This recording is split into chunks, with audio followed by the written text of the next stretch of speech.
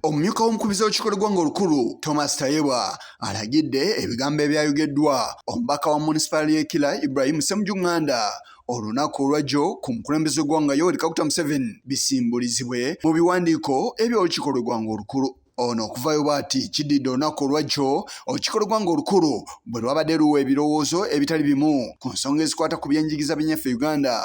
Omubaka wa Ekira Ibrahim Ssemuju Nganda n'ategeeza nti omukulembeze w'eggwanga alina abaana b'asasulira ensimbi esoba mitwalo 7 ate ng'abayizi abalala abasasulira obusimbi butono nnyo nga n'olw'ensonga eyo ateekeddwa okuteekebwa ku nninga okunnyonnyola kino. Ono yategeezezza nti omukulembeze w'eggwanga yennyini yateekeddwa okusooka okuvunaanibwa nga tonnabakwata bakulembeze b'amasomero ag'enjawulo abaduumuula ebisale by'amasomero. For now, until he brings that evidence and he tables that matter through the very many forums we have as members of parliament, I order the clerk to expunge his statements yesterday from the record of parliament in as far as Kanyadieru Senior Secondary School is concerned.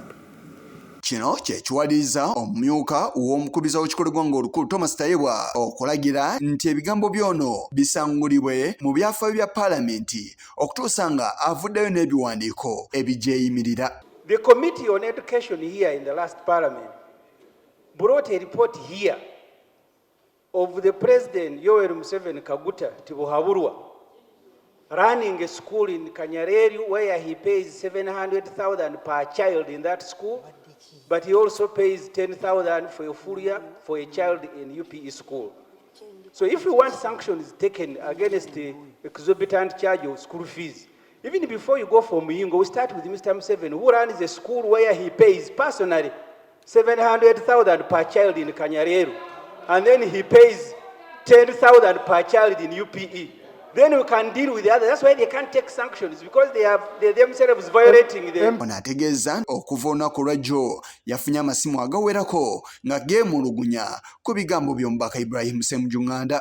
When you become very specific on certain matters, then it is very important for our record to show that the statement you made in this house was backed up by evidence. Honorable Ssemuju is not able to be with us here. His statement, I have received very many calls with regard to the same and disputing also what he said.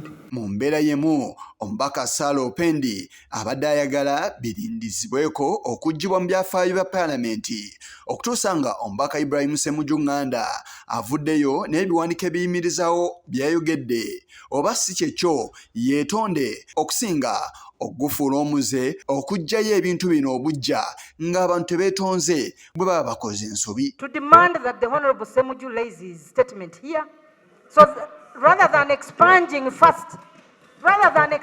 Right Honorable Speaker, because yes, this is a house of, if we continue expunging statements, instead of asking members to substantiate and maybe even apologize, because for him to say the head of state pays 700,000 to a student in a particular school, when our children are being paid capitation grant of 10,000 per term, Right Honorable Speaker, would it not be procedural right that this statement remains on record until Tuesday, when the Honorable Ssemuju will appear in this house with his evidence, and then we can proceed and expunge, but also demand for an apology from him, Right Honorable Speaker. Thomas Tayebwa agaanye okukkiriziganya ne kino n'alagira bino biggibweyo mu nnambiro. He told me it was raised by a certain former woman MP for Metiana, so I helped him in getting a record. I said I promised that we shall cooperate, so I told him, sir, I can't do research for you on this matter.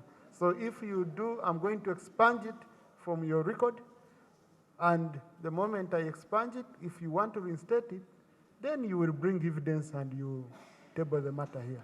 But I felt it was a matter which didn't need to spend another night on our record books, okay? Through a point of procedure, through any other means, a member can demand Honorable Ssemuju to resign, to apologize next week if he comes. If a member so wishes, okay? And whoever will be a presiding officer will guide at that time. Mu mbeera y'emu alangidde n'abakiise mu kikolo gwanga olukulu abatali bamu bagambye nti baagala kukolera nnyo mu maaso ga bannamawulire. But what is very, very important, honorable colleagues, is when I'm doing things here, I don't do them for the camera. I do them for the record. This record is going to be, and that's the pressure I usually get from you, honorable colleagues. Most of you want to speak between 2 and 4 p.m. when the media is still alive and hot, and you get it. And if we are to run the house that way, then we shall be, instead of presenting in plenary, we shall be addressing press conferences, using Parliament to address press conferences, which is not the right thing to do for now.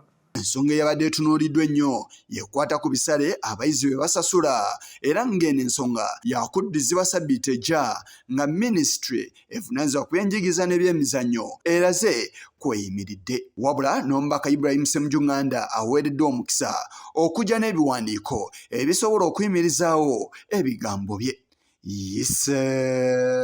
Kigongo ku lwa Channel 44 olweggulo.